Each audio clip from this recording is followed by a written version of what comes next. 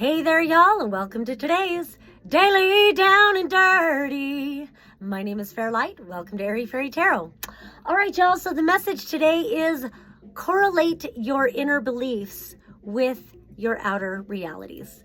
And honestly, I don't even know where to start. Like, that's where it is.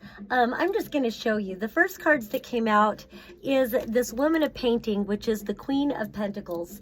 And her back is to this 10 of Science or 10 of Swords reversed. I want to come back to that.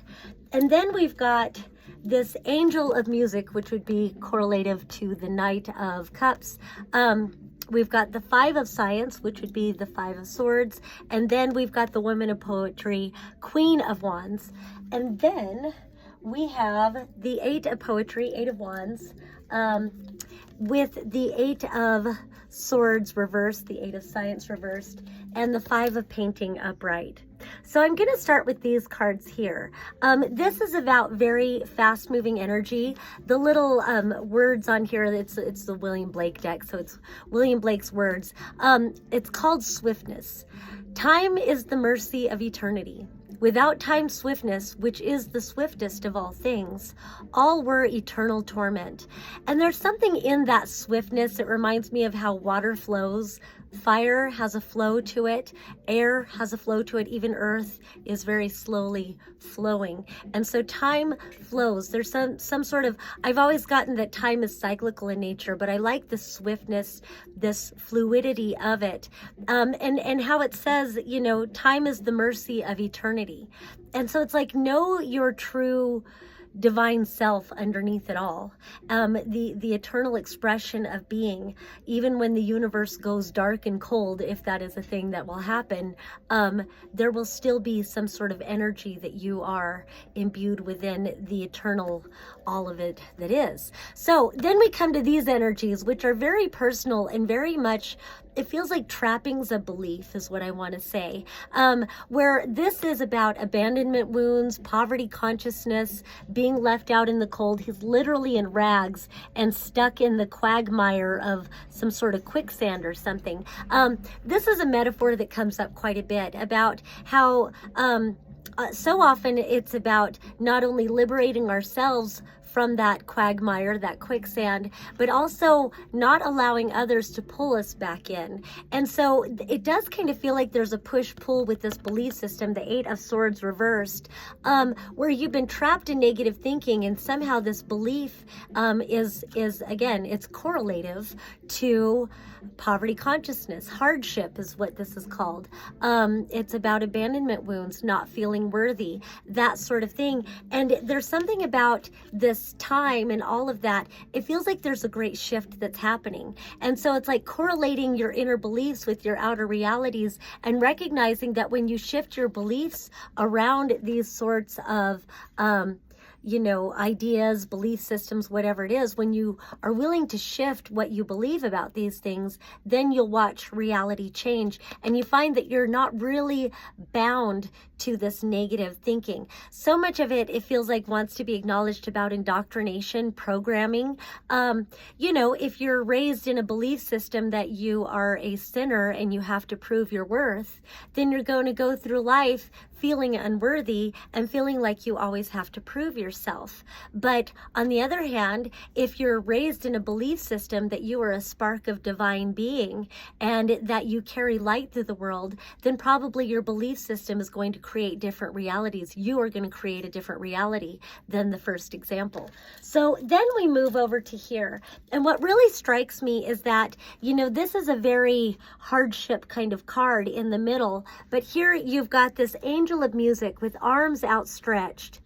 And then here you've got this Queen of Wands with arms outstretched. And then even up here, you've got the 10 of Swords, but it's reversed. And so from this perspective, the person's arms are outstretched. So there's very much something about opening up and receiving. opening up and receiving. And also in the case of this queen right here, she is utilizing her power. She is receiving, and she's also sending her power out. There's just so much about being open right now. And then in the middle of this, you've got this 5 of Science, where not only is he not receiving, he's locked down. And it feels so much like it's the same person, this really sad man with the long beard that's like in shackles or whatever. And then same sad man, both of these are 5s. And so both of these are addressing different types of hardship. This is about the experiences you're living, and this is about the belief systems. So often the 5 of Swords is my gaslighting card. So this can be people in your life that gaslight you, but often enough we live with gaslighting parents, like telling you that your emotions don't matter, or you're just making things up, or whatever. And then we tend to, that becomes the dialogue in our own heads, where we gaslight ourselves about where we're at, about what we're feeling, and really not feeling like we deserve to be, we're not worthy of receiving anything better. And so it's the same man here in this 8 of Pentacles, but I like that that was reversed, and that means that those shackles are being removed. Those shackles are being unlocked. And so somewhere between here and here is this belief system where, but that's that correlation about the outer reality and the inner belief system. And so, so it feels like you're in some sort of a transformative time. And maybe this could be that you are starting to practice your magic in different kinds of ways. This could be that you are recognizing and exercising your ability to make different choices. You're recognizing and exercising your ability to think different thoughts, to spend time with different people. Maybe you've moved to a different place, or you've moved to a different job, or you've gotten, out of or into a different relationship or something like that. And so you're witnessing, it feels very much that you are witnessing your own manifesting powers. So you're caught between worlds in a way.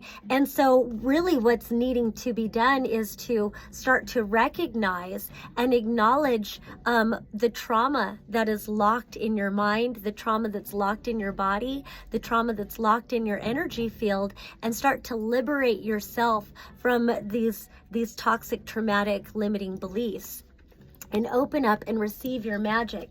And then we come over to here, and what I love, the Queen of Pentacles on her own, it's earth energy. This is about money, this is about seeds, this is about discipline, investment, patience, cultivation. She really values herself. She is worth the investment, and she makes wise decisions based on the long term. And so she doesn't need instant gratification. She knows that instant gratification is temporary. But when you're really disciplined and investing and cultivating in yourself and in your reality, and valuing yourself enough to be patient. And so, it's like any kind of, if you take up an exercise thing, you know that you've got to give your muscles time to get stronger. If you are enrolling in school, you understand it takes discipline and investing your time into gaining the knowledge that you seek. Whatever it is about investment. And what I love is that she's got her back turned to this 10 of Swords, even though this 10 of Swords reversed. And normally when I look at the 10 of Swords reversed, it's almost like not allowing a situation to resolve. And often when the Swords energies are reversed, it's more of like an internal dialogue, internal belief system. But kind of I like the way the cards were set up, because in this pose, it allows this person to open their arms and receive. So even if they find themselves bound to what seems like a hopeless situation, they can open up and receive assistance and value themselves enough to look towards the long haul, knowing that whatever this binding energy is, it's probably temporary. And so really turning your attention to what is solid for you? What is the foundation you're laying? What are the roots that you are cultivating and really prioritizing your self-worth, your self-value, your self-love, your self-determination, valuing and prioritizing those things above any belief systems that might hold you back. All right, that's all I have today. Once again, my name is Fairlight. Thank you so much for watching. Peace and love. Until next time.